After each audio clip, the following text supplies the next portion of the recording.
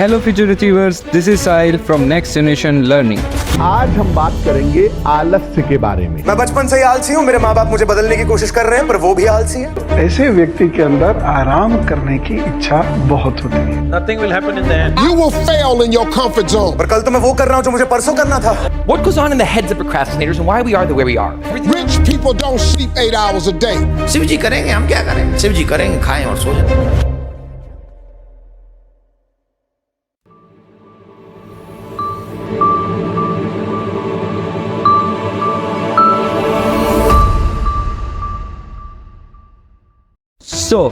आज की वीडियो में हम बात करेंगे अबाउट टाइम मैनेजमेंट। ये वीडियो काफ़ी इंपॉर्टेंट होने वाला है, इसलिए ध्यान से समझ रहा। सबसे पहले हम जिस चीज़ के बारे में बात करने वाले हैं यानी कि टाइम, उसको थोड़ा जान लेते हैं। सबसे पहले टाइम है क्या? टाइम एक रिलेटिव टर्म है। आपने ये बात कई बार नोटिस की होगी कि जब हम स्ट्रेस में होते हैं, इंजॉय कर रहे होते हैं, एग्ज़ाम में बैठे होते हैं, तो ऐसा लगता है कि हमारा टाइम बहुत तेज़ी से बीत रहा है। या फिर आप जब खाली बैठे होते हैं तो आपको टाइम बहुत धीरे क्यों फील होता है, लेकिन टाइम तो सबके लिए सेम स्पीड से चल रहा है। फिर आपको क्यों ऐसा लग रहा है कि आपके लिए टाइम धीरे या तेज़ हो रहा है? उसकी वजह है आपका रेफरेंस, आपका फोकस, इंटेंसिटी। ये आपके टाइम की रेफरेंस स्पीड को डिसाइड करते हैं कि आपके रिस्पेक्ट में टाइम कैसे चल रहा है। पहले तो अपने माइंड से ये मिथ निकाल दो कि आप टाइम को मैनेज कर सकते हो, बल्कि आपको तो अपने टाइम के साथ अपनी फोकस और इंटेंसिटी को मैनेज करना है, तभी टाइम मैनेज हो पाएगा। इसको एक एग्जांपल से समझते हैं। टाइम को रेत की तरह समझो। आप रेत को जितना दबाओगे वो हाथ से उतनी ही फिसलती है। उसी तरह टाइम को जितना बांधने की कोशिश करोगे वो उतना ही फिसलेगा। इसीलिए आप टाइम को नहीं बांध सकते। आप जितना टाइट शेड्यूल बनाओगे उतने ही उसके फेल होने के चांस बढ़ते जाएंगे। इसीलिए टाइम टेबल को जितना फ्लेक्सिबल बनाओगे वो उतना ही अच्छे से वर्क करेगा। आप हमेशा अपनी पढ़ाई के टाइम को मैनेज करते हो कि किस टाइम पढ़ाई करनी है, किस टाइम नहीं करनी, जबकि आपको अपना बाकी टाइम को मैनेज करना है। पढ़ाई के टाइम को मैनेज नहीं करना, आपको बाकी चीज़ों का टाइम फिक्स करना है। सोने का टाइम फिक्स करना है, खाने का टाइम फिक्स करना है, कौन सी चीज़ें करनी है, कौन सी चीज़ें छोड़नी है। आपको इन चीज़ों का टाइम फिक्स करना है और कौन सी चीज़ें नहीं करनी है वो भी फिक्स करना है। वो सही मायने में एक टाइम टेबल होगा। ये वीडियो लास्ट वीडियो होने वाला है आपका अबाउट टाइम मैनेजमेंट। इसके बाद आपको दोबारा कभी भी टाइम मैनेजमेंट में दिक्कत नहीं आएगी। इस वीडियो में मैं बेस्ट प्रैक्टिकल टिप्स बताऊंगा और एक मोस्ट एफिशिएंट टाइम टेबल कैसे बनाया जाता है और उसको फॉलो करना भी मैं आपके लिए आसान बना दूंगा। ये है part 3 of complete road map series to score more than 95% in class 12 CBSE। हमारे किसी भी टाइम टेबल के फॉलो ना होने का सबसे पहला कारण है आपके माइंड का उसके लिए तैयार ना होना।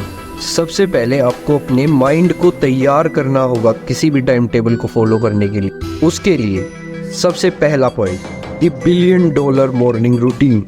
आपकी पूरे दिन की एनर्जी, फोकस, प्रोडक्टिविटी ये सिर्फ इस बात पे डिपेंड करती है कि आपका मॉर्निंग रूटीन कैसा है। ये रूटीन डॉक्टर एंड्रयू हबरमैन ने बनाया है, जो कि एक न्यूरोबायोलॉजिस्ट है। इस रूटीन में हम काफ़ी सारी प्रैक्टिकल टिप्स के बारे में बात करेंगे। सबसे पहली प्रैक्टिकल टिप्स है 10 मिनट्स इन मॉर्निंग सनलाइट। सुबह जागने के 1 घंटे के अंदर अंदर आपको 10 मिनट्स मॉर्निंग सनलाइट में बिताने ही बिताने हैं, क्योंकि इससे हमारी कोर्टिसोल पल्स एक्टिव होती है। कोर्टिसोल पल्स एक्टिव होने के ठीक 16 घंटे बाद आपको नींद आना शुरू हो जाएगी। आप इस ग्राफ में देखें, मॉर्निंग सनलाइट से कोर्टिसोल पल्स की एक पीक आती है, फिर वो नाइट तक घटती जाती। दूसरी टिप है, जागने के 1 घंटे बाद आपको 10 मिनट का एक कोल्ड शावर लेना है। इससे आपकी अलर्टनेस बढ़ेगी। तीसरी टिप है, आपको स्लो वेकिंग अलार्म यूज़ करने हैं। हमारे दिमाग में काफ़ी सारे न्यूरोट्रांसमीटर होते हैं, जैसे कि गाबा, मेलाटोनिन। ये आपकी स्लीप को मेंटेन करते हैं। जब आप सो रहे होते हो तो आपके ब्रेन में गाबा, मेलाटोनिन ये आपकी नींद को बनाए रखते हैं। जब आप पर उठना शुरू करते हो तो आपका माइंड इनको क्लियर करना शुरू कर देता है। ये जैसे जैसे क्लियर होते जाते हैं आपका माइंड और फ्रेश होता जाता है। इसलिए आपको स्लो वेकिंग अलार्म यूज़ करने चाहिए ताकि आपके माइंड से गाबा और मेलाटोनिन अच्छे से क्लियर हो पाए। आप प्ले स्टोर से ग्रेजुअल अलार्म डाउनलोड कर सकते हैं। टिप नंबर 4 है 10 मिनट्स मॉर्निंग वॉक। आपको रनिंग नहीं करनी, आपको सिर्फ 10 मिनट्स का वॉक करना है। उसके बाद टिप नंबर 5, आपको उठने के 2 घंटे के अंदर अंदर ब्रेकफास्ट कर लेना है एक फिक्स टाइम पे, क्योंकि हमारी गट भी डोपामीन और न्यूरोट्रांसमीटर रिलीज करती है। 2016 में 48 स्टडीज हुई थी जिसमें पाया था कि फिक्स्ड ब्रेकफास्ट करने से आपकी मेमोरी बढ़ती है, आपको फोकस करने में आसानी होती है। आप ब्रेकफास्ट में हाई कार्ब्स को अवॉइड करें, आप फ्रूट्स ले सकते हैं, बिल्कुल लाइट ब्रेकफास्ट करना है, हाई कार्बोहाइड्रेट्स नहीं लेने। ये था आपका $1 बिलियन मॉर्निंग रूटीन। इसमें आप 30 मिनट्स गाइडेड मेडिटेशन भी ऐड कर सकते हैं। मेडिटेशन से रिलेटेड आपको काफ़ी सारे यूट्यूब पे वीडियो मिल जाएगी, मेरी फेवरेट ये 2 हैं। उसके बाद point number 2, programme your mind. अपने मन को काबू करने का सबसे पहला नियम है अपने विचारों को वश में रखो, क्योंकि यही तुम्हारी वाणी बनेंगे। अपनी वाणी को वश में रखो, क्योंकि यही तुम्हारा कर्म बनेगी। अपने कर्मों को वश में रखो, क्योंकि यही तुम्हारी आदत बनेंगे। अपनी आदतों को वश में रखो, क्योंकि यही तुम्हारा चरित्र बनेगी। और अपने चरित्र को वश में रखो, क्योंकि इसी से तुम्हारा भाग्य बनेगा। दूसरा पॉइंट है हमें ना तो अपने बीते समय को लेकर अनावश्यक रूप से कोड़ना चाहिए और ना ही अपने भविष्य को लेकर अनावश्यक रूप से उत्सुक होना चाहिए। वर्तमान सत्य है, उसी पर पूरा ध्यान केंद्रित होना चाहिए। किंतु कैसे? बीते समय से शक्ति बटोरो और सजग होकर गढ़ो अपना वर्तमान। फाइनली अब आ गए हैं हम अपने परफेक्ट टाइम टेबल पर। सबसे पहले तो आप ये जान लो, आपको टाइम मैनेजर नहीं, आपको टाइम ब्लॉकर बनना है। मतलब achieve your best in available time. इसको आप ऐसे समझो कि काफ़ी सारे बच्चे जो स्कूल, फिर स्कूल के बाद कोचिंग, ट्यूशन, ऐसे में उनको सेल्फ स्टडी के लिए टाइम ही नहीं मिल पाता। टाइम ब्लॉकर का मतलब है जितना टाइम अवेलेबल है उस टाइम में से जितना हो सके उतना टाइम चुराओ और उसके अंदर अपने फोकस और प्रोडक्टिविटी से बेस्ट अचीव करो। ज़्यादातर स्कूलों में अच्छी पढ़ाई नहीं है, मैंने कहा ज़्यादातर, सभी स्कूलों की बात नहीं की। जिन स्कूलों में अच्छी पढ़ाई नहीं है वहाँ पे आप क्या कर सकते हैं, आपको स्कूल से भी टाइम चुराना होगा, जैसे कि फ्री पीरियड, टीचर एब्सेंट है या फिर बीच बीच में ब्रेक्स है। कुछ टीचर होते हैं जो सिर्फ टाइम पास करते हैं, उनके पीरियड में आपको पीछे जाके बैठना है। ऐसी जगहों से टाइम चुराओ और उसमें अपनी सेल्फ स्टडी पूरी करो। आप में से कई तो स्कूल के लिए रेडी होने में ही 2 घंटे लगा देते हैं। आपको ऐसी जगह से टाइम चुराना है। अपने टीचर सही डिसाइड करना। अध्यापक यदि बुद्धिमान है तो वो अपने शिष्य को अपने ज्ञान और अपनी समझ की छांव में बुलाकर उसे छोटा नहीं बनाता, वरन अपने शिष्य को उसी की क्षमताओं से परिचित करवाकर उसे और बड़ा बना दे। अब आ जाते हैं परफेक्ट टाइम टेबल पे। एक परफेक्ट टाइम टेबल कैसा हो सकता है जिससे आपका मैक्सिमम फोकस बना रहे, आप जल्दी बर्नआउट ना हो, आपकी कंसिस्टेंसी मेंटेन रहे, आपकी लॉन्ग टर्म में ग्रोथ हो।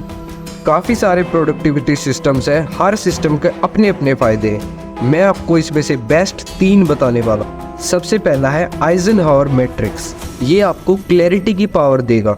आइजनहावर मैट्रिक्स में हम अपने काम को 4 पार्ट्स में डिवाइड करेंगे। एक साइड आएंगे इम्पोर्टेंट, नॉट इम्पोर्टेंट, एक साइड आएंगे अर्जेंट, नॉट अर्जेंट।